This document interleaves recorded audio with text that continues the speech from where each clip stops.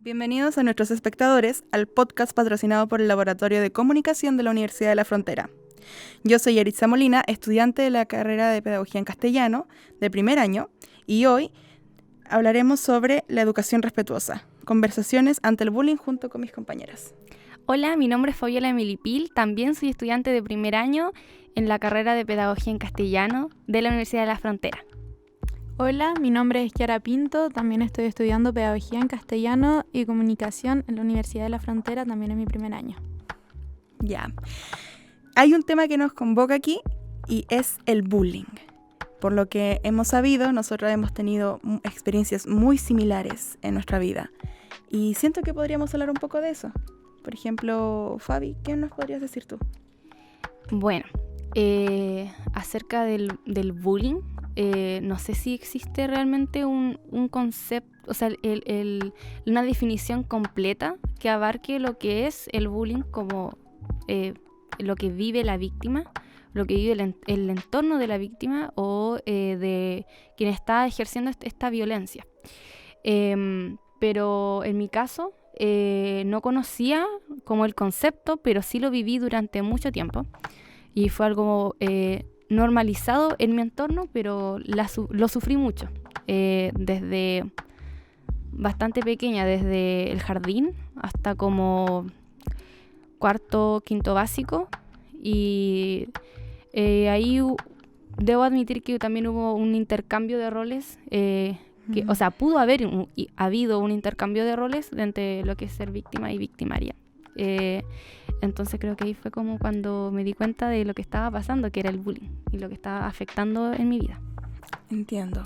Fue como una cercanía constante que se mantuvo en tu vida, ¿no? Sí, fue bastante constante y conforme fui creciendo fui también teniendo conciencia y de lo que me estaba como ocurriendo y fue muy heavy como darme cuenta que lo que yo estaba viviendo tenía un nombre y que muchas personas de mi entorno también lo estaban sufriendo y algunos llegando a situaciones que en verdad son lamentables de dar como un fin como a ese constante malestar emocional. Es comprensible. Kiara, ¿qué nos podrías contar tú? Bueno, yo empecé a sufrir el bullying, o lo que se denomina bullying hoy en día, en la básica, en segundo básico hasta octavo, pero fue en dos colegios distintos. El que más me marcó, siento yo, fue cuando estaba en segundo a quinto básico, en el que yo fui agredida física, psicológica y emocionalmente por parte de profesores y compañeros. Y es una experiencia difícil, ustedes deben de saberlo bien, por algo estamos nosotras tres acá. Pero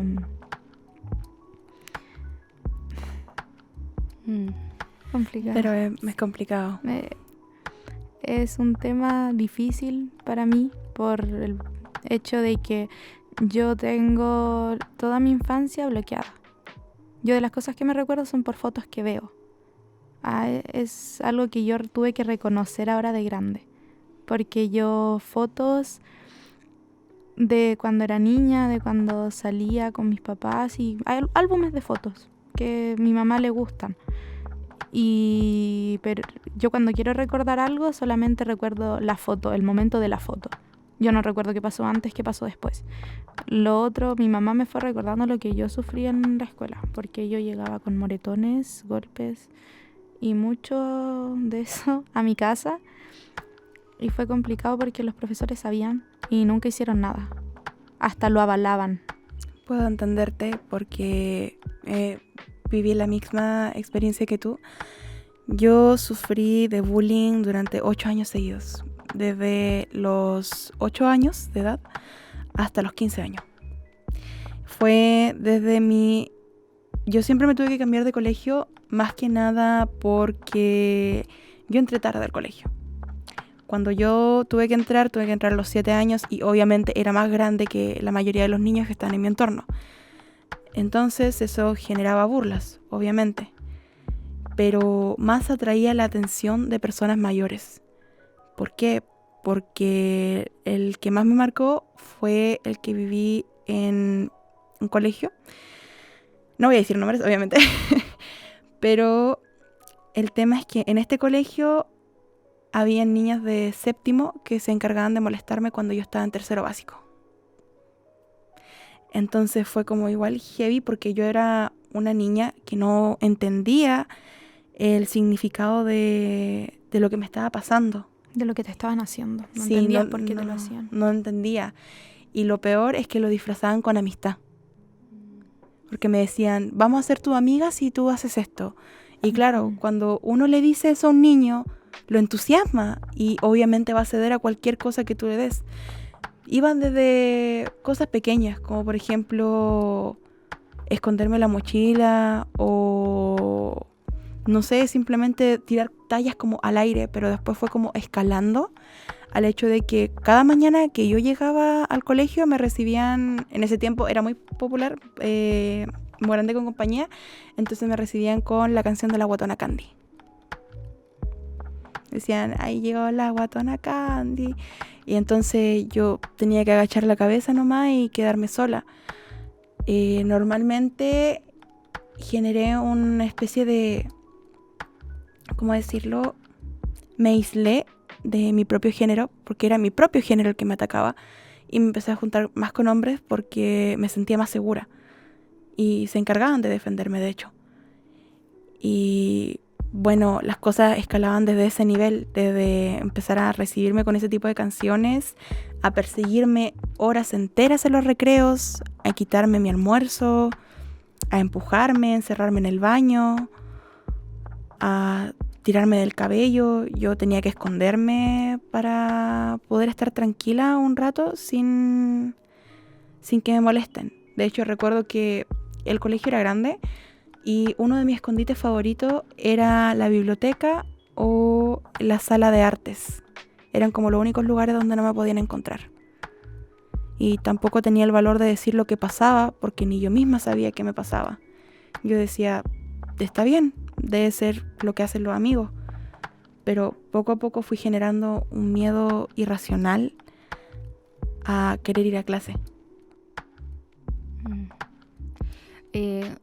Comentaba un poco sobre cómo de que trataste de comentar a lo que te estaba pasando y todo eso. Bueno, en mi caso, bueno, a mí me gustaba mucho ir al colegio desde pequeña, desde muy chica y bueno, igual en ciertas partes también tuve bloqueos de etapas de vida, pero fueron por cosas externas. Sin embargo, lamentablemente digo de que recuerdo muy bien los hechos de bullying y me marcaron mucho porque también se disfrazaban de que eran juegos, de que éramos amigas, amigos, y por lo mismo cuando yo comentaba a mis padres lo que me pasaba, no me creían. Me decían que estaba mintiendo, me castigaban por mentir, y no me pescaban. Y el hecho de que no me pescaran creo que me marcó incluso más que el mismo bullying. Porque creo que si me hubieran escuchado las personas, porque acudí, siendo muy pequeña, siento que yo acudí a todas las personas a las que pude acudir, pero no me sentí realmente escuchada. Ni siquiera, no sé, un dulce para que se me olvide el momento, nada. Y eso igual es triste porque cuando uno es chico uno quiere Necesitas apoyo. ser protegido, y cuando uno es chico generalmente pasa esto de que ay no, porque es chico y dejémoslo, está mintiendo, está jugando, está exagerando. Yo recuerdo que estaba en el jardín y tenía una compañera que era, bueno, en mi jardín era de campo, era un colegio que tenía un jardín. Estábamos todos era a nivel heterogéneo, o sea, estaban los más chicos de 2, 3 años con los de 3, 4, 5. Y había una chica que, claro, tenía como 4 años, yo tenía 3, no sé. Y yo quería ser su amiga porque yo era bastante sociable, era muy hablona. Yo quería ser la tía de la sala. Pero para mí era entretenido, no veía que era algo malo. Y yo creo que ahora pensando, a lo mejor eso le generaba a lo mejor incomodidad a mis compañeros. No sé, por la niña que habla tanto, o no sé, a lo mejor caía mal eso, mi personalidad. Y esta chica, siendo tan pequeña ella, me encerraba en el baño. Recuerdo que muchas veces yo iba al baño y ella me cerraba la llave y yo quedaba ahí adentro llorando por 15, 20 minutos hasta que llegaba la educadora de párvulos a tocar la puerta, a que si estaba jugando, y me terminaba retando. Y después me apretaba el dedo, o sea, cosas pequeñas pero que eran constantes. Y yo recuerdo decirle a mi mamá, oye, tal chica me hace esto en el jardín y yo no me gusta, debería defenderla, no sé qué, o sea, defenderme. Y mi mamá me dice, pero ¿cómo? Pero si ella es tan dulce, ¿cómo va a decir eso de ella tu amiga? ¿Cómo vas a decir eso? Y no sé qué, y al final no podía hacer nada. Los papás decían no creerte, como que prefieren no hacerlo para sentirse mejor con ellos, en el sentido de que si eso es verdad, ¿qué están haciendo mal? Se Y les sentirían juegan. como un fracaso como padre. No tan fracaso como padre, más bien como no se dieron cuenta. Es que decir que son un fracaso como padre es mucho más fuerte, mucho más, Uno más nunca difícil. quiere decir eso. Uno fue un nunca fracaso. quiere decir No. que fue un fracaso, entonces ellos deciden no creerlo, simplemente eso se les hace mucho más fácil que admitir de que su hijo está sufriendo de alguna manera. Claro, Sí. cierto. Bueno, en mi familia, mi contexto familiar, en esos años donde yo empecé como a sufrir el bullying y todos estos momentos, resulta que mi abuela estaba enferma, tenía Alzheimer, y recién habíamos ido a vivir al campo. Y yo tengo una hermana, mi hermana mayor, que ella tiene una enfermedad bastante complicada, ella tiene distonía generalizada y eso en todo el cuerpo. Entonces era muy complicado justo en ese momento que mis papás me pusieran atención. Estaban con mi abuela, estaban con mi hermana, llevándola a la Teletón casi todos los días. No había plata, mis papás no podían trabajar. Entonces yo siento que, hubo un tiempo que yo sí los culpé mucho a mis papás porque no se dieron cuenta. Y cuando, más adelante quizás los voy a contar, pero hubo un momento donde ya era muy evidente y ellos me decían, pero ¿por qué nunca nos dijiste? Y fue como igual fuerte para ellos y fuerte para mí darme cuenta que en realidad para ellos nunca hubo una señal, pero para mí hubieran muchas, creo que miles. Igual es como fue como triste por una parte verlos tristes dándose cuenta que No se dieron cuenta. claro, eso es muy fuerte, es muy doloroso eso. Creo que eso realmente te hace sentir más solo. Sí, yo creo que las tres, como estamos acá juntas, podemos concluir una sola cosa, que el bullying no es solamente lo que sufrimos como estudiantes, como compañeros en nuestro entorno, o sea que no son solamente nuestros compañeros, sino que también influye el entorno en el cual estamos. Por ejemplo, docentes, padres de familia, como lo estaba mencionando la Fabiola, amigos incluso, que no pueden ver este patrón de conducta o simplemente les hace más fácil hacerse de la vista gorda porque no quieren involucrarse en el problema. Hacerse cargo del problema. Sí, no quieren involucrarse. Y a mí me ha tocado varias veces experimentar esto con mis profesores, porque mis profesores sabían a mí lo que me estaba pasando, porque yo hablaba con mis profesores, con los inspectores, y me decían, pero tú te lo estás buscando. Cuando una niña de, ¿cuántos? 8 años no da como un indicio para que la molesten, no es como que yo buscara algo para que, hey, miren, vengan a molestarme. No es así. Y hay una profesora que recuerdo mucho porque ella también se unió a este círculo de acoso, un acoso constante a mi persona. Fue cuando me cambié de colegio en 7º básico, si no me equivoco, 5º por ahí, más o menos. Y era una profesora bastante chapa a la antigua, para decirlo así. Y recuerdo que siempre en clases como que tiraba tallas escondidas sobre mi físico. Y mis compañeros se daban cuenta de eso y yo no le decía nada. Prefería quedarme callada porque obviamente uno no le va a responder a la profesora. Es como el símbolo de respeto dentro de la sala de clase. Y recuerdo que para una ocasión muy específica nos tocó presentar un acto intercultural donde a mi curso le tocó bailar la pollera colorada, un baile colombiano. Y yo era una niña bastante activa, entonces yo dije, profesora, yo quiero participar. Y este es un comentario que me marcó. Me dijo, no, tú no puedes participar porque tú no cabes en el vestido.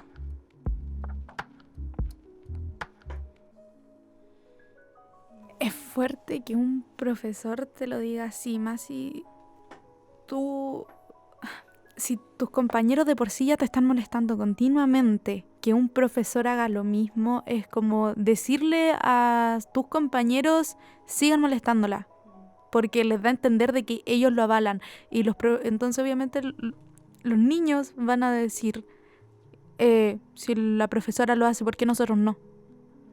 Entonces da rabia porque los profesores son los que deberían guiar a los niños en el sentido de que eso está mal. ¿Por qué está mal? Del daño que le están causando al niño, a la niña, al grado psicológico, porque al final eso después nos repercute en cómo nos desarrollamos nuestras relaciones sociales, lo que queremos hacer, lo que no queremos hacer. Sí, de hecho, a esa misma profesora, esa vez yo le conté a mi mamá lo que pasó y decidió ir a hablar al colegio, después de tanto decidió creerme, y no hicieron nada. La directora avaló el comportamiento también, es como que dijo, pero no es nada, seguramente es porque ya estaban llenos o porque la tela no era suficiente para su hija. Peor. No, mira, yo creo que antiguamente, o sea, no podemos decir antiguamente porque hasta el día de hoy incluso pasa, lamentablemente, pero a lo mejor antes se veía con mucho más naturalidad, estaba muy normalizado, ocupando esa palabra, de que como que los profes no estaban tan inmersos como en su lucha de ser profesor y todo eso, que yo creo que en el aula de clase igual se olvidan un poco de que están formando personas. No es solo estar enseñando un contenido, una materia y la planificación que está hecha y que listo. Uno está formando personas, ciudadanos. O sea, esas personas que tú estás ahí al frente tuyo, sí, algún día va a ser la persona que te va a estar atendiendo en el CEFAM, en el hospital, la persona que va a atender tu parto, la persona que va a estar sentenciando a otra persona, o puede convertirse en alguien que va a estar triste por toda su vida, alguien que va a terminar con su vida. O sea, hay mucho impacto, yo creo que de los profesores, o al menos yo creo que todos pasamos por eso de que veíamos al profesor como lo máximo. Siempre tuvimos algún profesor o algún compañero que tenía como este profe, lo máximo. O ese profesor, porque lo que decía el profesor era ley, era como, o la tía del jardín, como que uno siempre esperaba algo que te guíe de parte del profesor.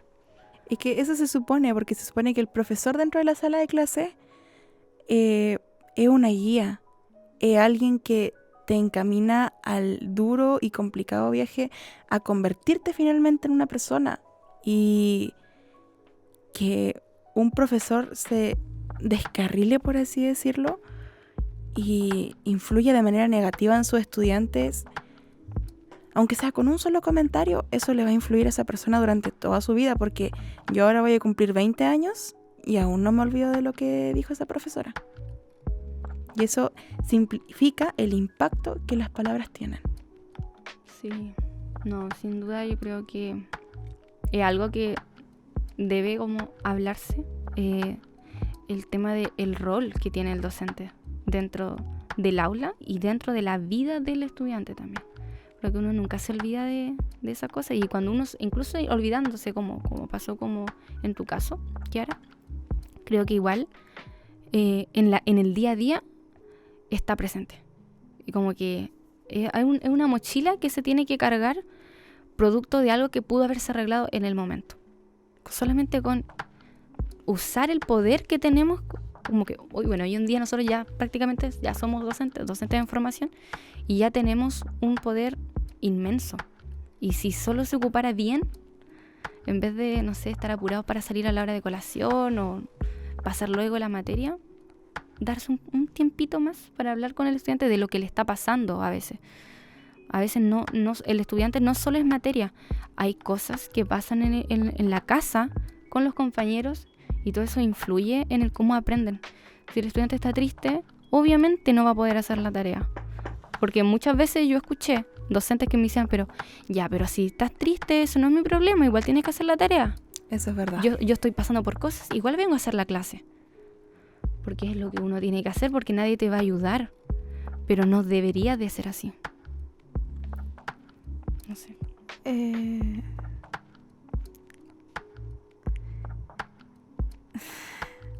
Los profesores siempre dicen que la escuela es como su segunda casa. ¿Cómo son capaces de decir eso, pero no lo hacen? No se preocupan realmente como lo hacen nuestros padres en algunos casos, porque hay que admitir que en otros casos ni siquiera nuestros padres se preocupan por nosotros. Entonces, ¿cómo los profesores que dicen eso son los mismos que avalan el bullying prácticamente? Que prefieren hacerse ciegos, aquí no pasó nada, yo no vi nada, yo no me voy a meter. Entonces, no sé, fue algo que pensé en el momento, de que como los profesores siempre dicen eso, de que la escuela es nuestra segunda casa, pero no se siente como una casa, se siente más bien como ¿cómo decirlo? Como una prisión. Sí, como una cárcel. Recuerdo yo creo que acá todos lo recordamos, cuando estuvimos pasando el tema de las charlas TED en Comunicación Oral y Escrita 2 con la profesora Jimena, la charla de los zombies. Somos zombies, sí. ¿Se acuerdan? De cuando ese estudiante hablaba de que llegaba todos los días a la casa a hacer tarea y después volver al colegio el día siguiente, y se formaba una rutina y no daba espacio libre para poder expresarse o poder hablar. Y eso es más frecuente de lo que nosotros sentimos, porque, por ejemplo, yo toda mi vida puedo decir abiertamente que no disfruté mi enseñanza básica ni media. No la disfruté, para nada. Por el mismo hecho de que el estar tan sumidos en una rutina y el hecho de que el mismo docente se suma también, como que te deja desconectado de tu propio cuerpo. Es como que trabajas solamente, pero no estás pensando en lo que estás haciendo. No puedes reflexionar, no puedes tener un momento para ti, porque tu mente está 24/7 ocupada diciendo, tengo que entregar este trabajo, tengo que ir a clase, tengo que... Siempre es el tengo que, pero nunca el cuándo tengo que hacer. Sí, eso es verdad, porque igual el ser humano, yo creo que por lo mismo, hoy en día la ansiedad está tan en alza, porque acumulamos tanto y todo, pero preferimos posponerlo, posponer los trabajos, posponer momentos y posponer nuestra propia salud emocional. Y hoy en día hay muchos adultos, vamos a ver muchos docentes con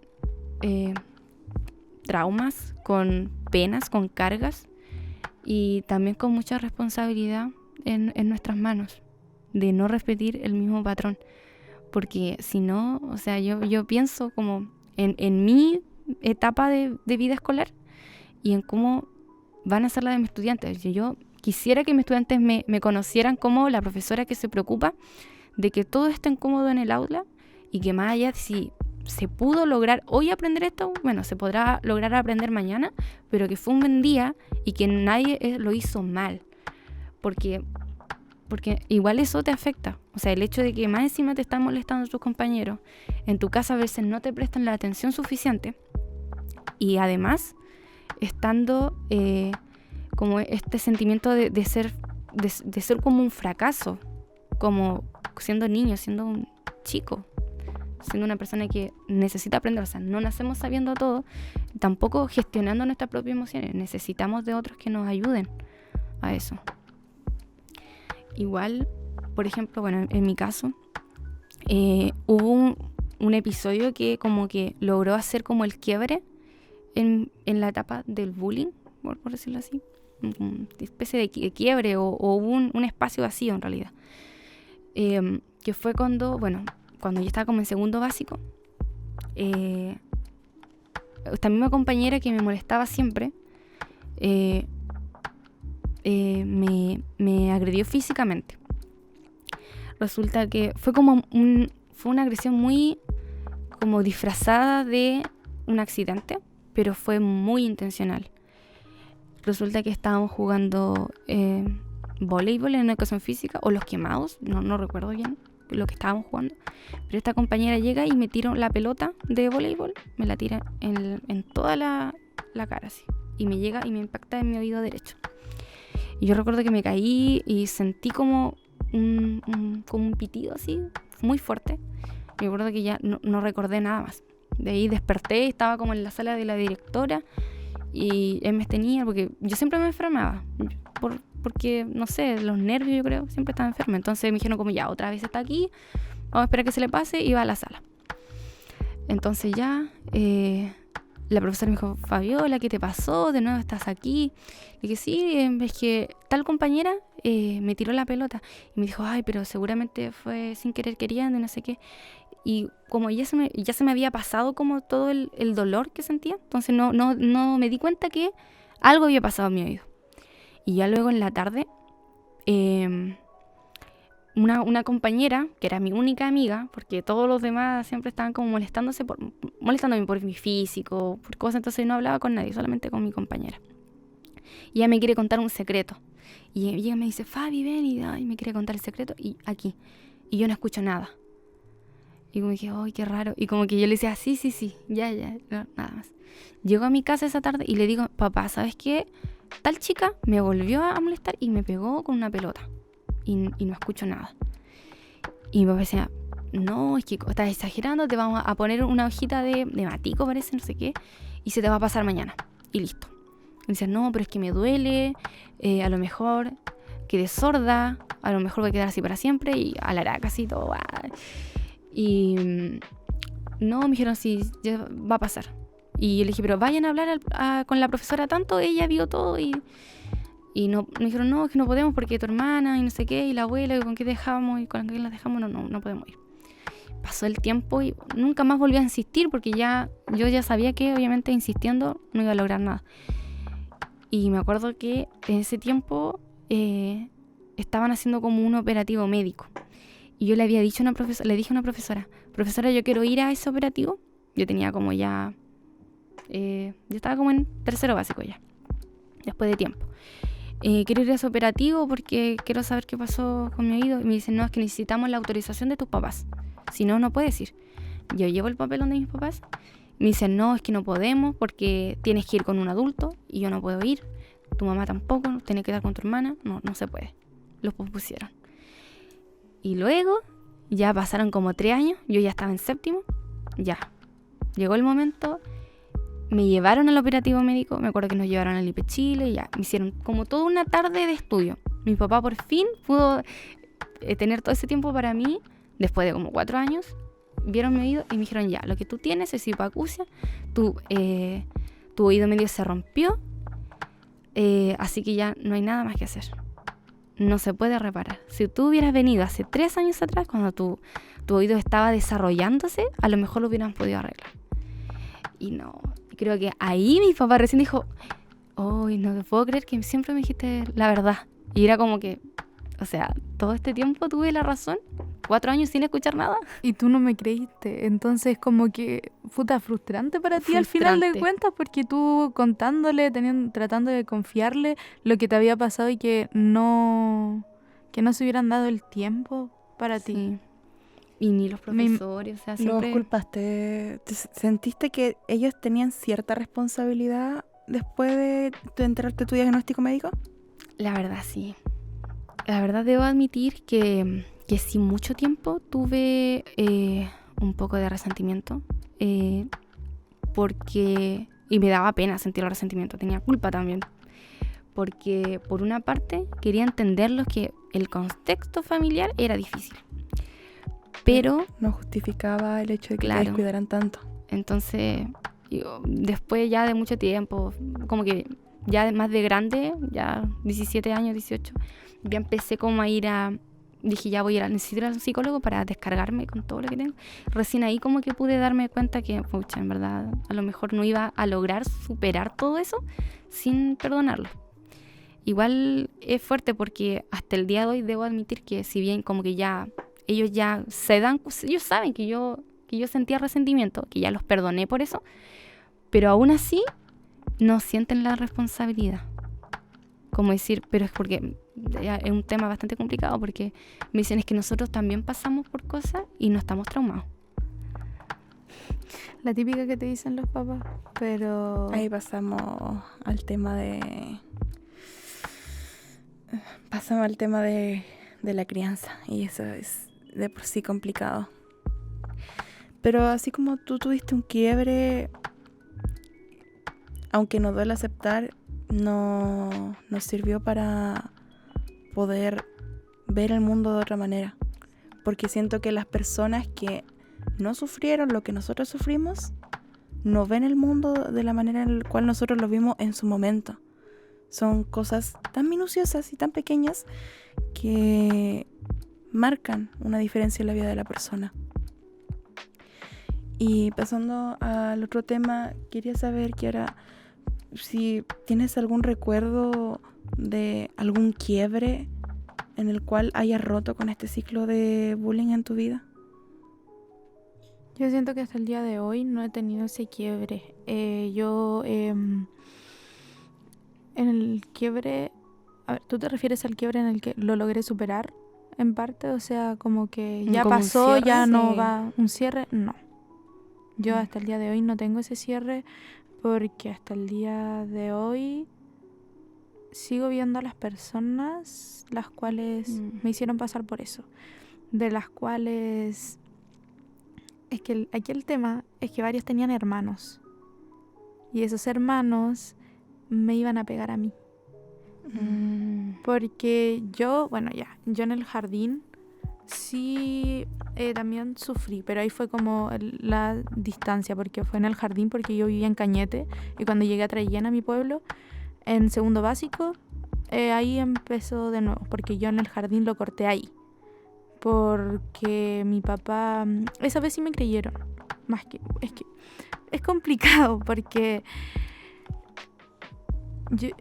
A ver, ¿cómo lo voy a explicar por partes? En el jardín me pegaban, ahí yo llegaba con mordisco por parte de mis compañeros. ¿Qué hizo mi papá? Me enseñó a pelear. Yo de chiquitita aprendí a pelear.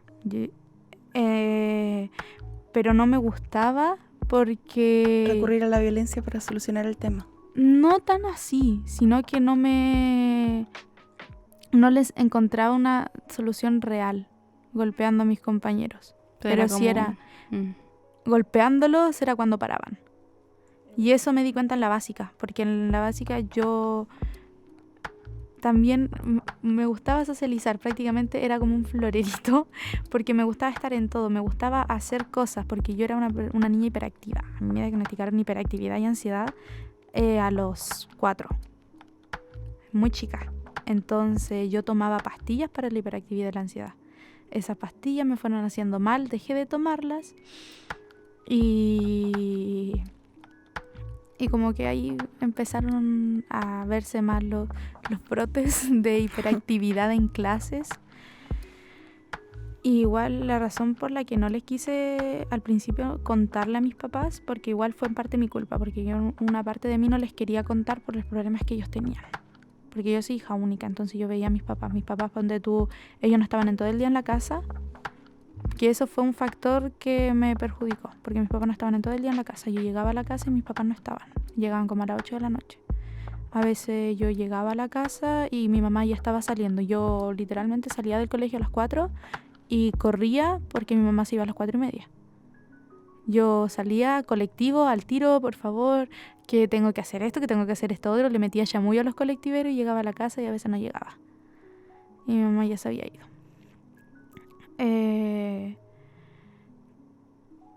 yo la razón por la que me fui a relleno es porque falleció mi abuelo. Mi papá en ese momento entró en una parte depresiva de él por temas de su infancia y de que él se fue cuando tenía 6 años de la casa. Entonces él, cuando falleció mi abuelo, él quedó choqueado porque él me confesó de que su padre nunca le dijo que estuvo orgulloso de él y nunca le dijo que lo quería. Mi papá tenía su dolor interno y yo lo veía, porque yo veía como él sufría por mi abuelo después de 2 años y yo no era como para qué darles una carga más. No quería hacerles eso. Y habían problemas de plata, había muchos problemas que yo no les quería dar un problema más. Pero tuvieron que darse cuenta de lo que me estaba pasando, porque en quinto básico fue cuando yo exploté, por así decirlo, porque ahí yo empecé a pegarle a mis compañeros. Y ahí fue cuando empezaron a llegar sus hermanos mayores.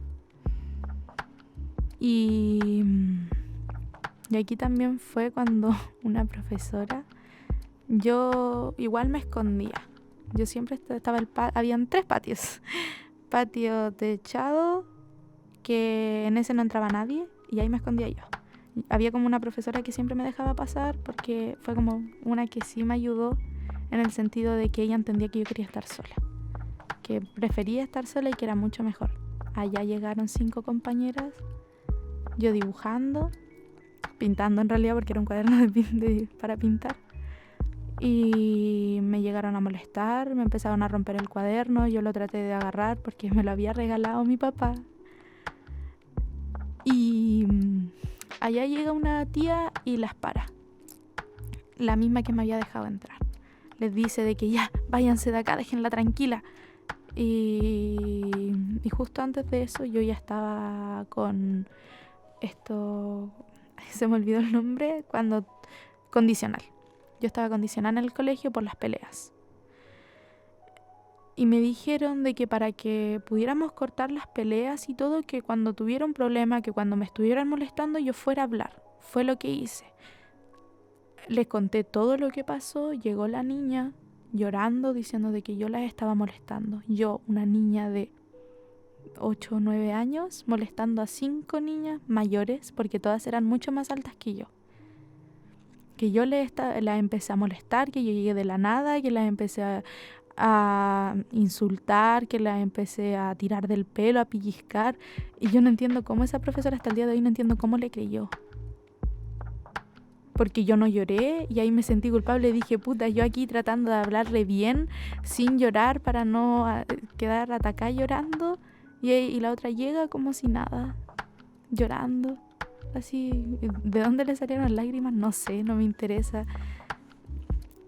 Y ahí fue cuando Fue tu quiebre. No, sí, yo insisto, y hasta el día de hoy siento que todavía no tengo ese quiebre. Yo he llorado mucho y me he lamentado mucho, me he culpado mucho, pero siento que no he podido soltar eso.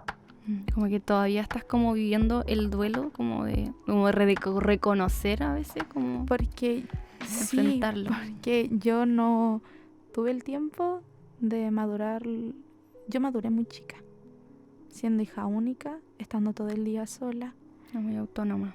Me hice autónoma. Yo hasta ahora cuando estoy mal no me gusta que me toquen, no me gusta que me hablen, no me gusta. Yo cuando lo necesito voy a ir. Yo cuando quiero un abrazo, cuando necesito un abrazo, voy a ir donde la persona. En eso siento que me afectó socialmente, porque yo soy muy esquiva cuando quiero, o sea, cuando necesito serlo. Creo que, no sé, yo igual me siento identificada con eso. Creo que fue algo que igual como que lo estuve trabajando en mi personalidad, de eso de ser como ya, esto me pasa, lo soluciono sola y no le digo a nadie más. Ha sido un tema muy fuerte, el tuyo, Kiara, porque por primera vez puedo ver a alguien y junto con la Fabi y me puedo identificar contigo porque para mí era igual. Yo me costó mucho hacer un cierre de esto. De hecho, recién pude hablar de todo esto a los 17 años, cuando tuve una psicóloga. Recién en ese momento pude hablar. Y en el tema del bullying de por sí, no aparte de escalar solamente a lo físico, que eran empujones, tirones de pelo, pellizcones, pasó en esos tiempos, ponte tú, 2012, 2013, recién estaba integrándose el tema del internet y todo. Y ese fue como el punto donde podría decirse que hubo un stop momentáneo. Cabe recalcar que en ese colegio yo la sufrí mucho. Y más aún porque en ese colegio estudiaba mi hermana. Y mi hermana sabía lo que me pasaba, pero ella también estaba viviendo su propio dolor, por así decirlo.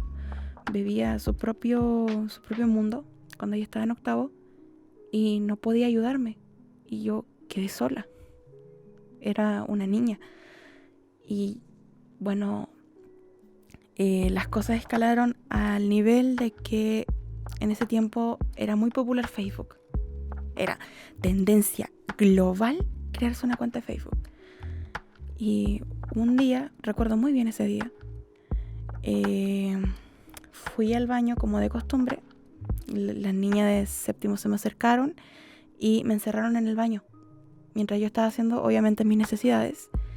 Y no sé en qué momento una de ellas se subió por el cubículo izquierdo, por la taza del baño, y me tomó una foto por arriba. Y yo no lo supe hasta después de una semana donde yo estaba en mi pieza coloreando, jugando como cualquier niña normal haría, hasta que de repente mi mamá y mi papá y mi hermana me dijeron: Yaritza, baja, queremos hablar contigo. Y yo bajé porque casi nunca me decían Yaritza, siempre dicen Yari o Nani, y uno sabe que cuando dicen tu nombre completo es porque algo malo pasa. Y yo en ese entonces todavía no tenía el valor como para decirles lo que me pasó, hasta que se sentaron conmigo y mi hermana le mostró en el celular una página de Facebook. Y en esa página de Facebook tenían como foto de perfil la foto que me habían sacado a mí. Y desde esa página empezaban a tirarme comentarios como guatona, nómade, vaca. Y yo recuerdo que en ese momento, cuando mis papás me pidieron una explicación, porque nunca tuvieron como un tacto suave para decirme las cosas, de hecho me alzaron la voz, yo me quebré y empecé a llorar así a mares, apenas podía hablar, y les terminé por contar todo lo que me pasó. Y obviamente al día siguiente fuimos a Carabineros y pusimos una denuncia respectiva. Y lo peor del asunto es que el colegio no hizo nada. Entonces, aquí quiero llegar con esto. Que el bullying, aparte de ser una experiencia, es... ¿cómo decirlo?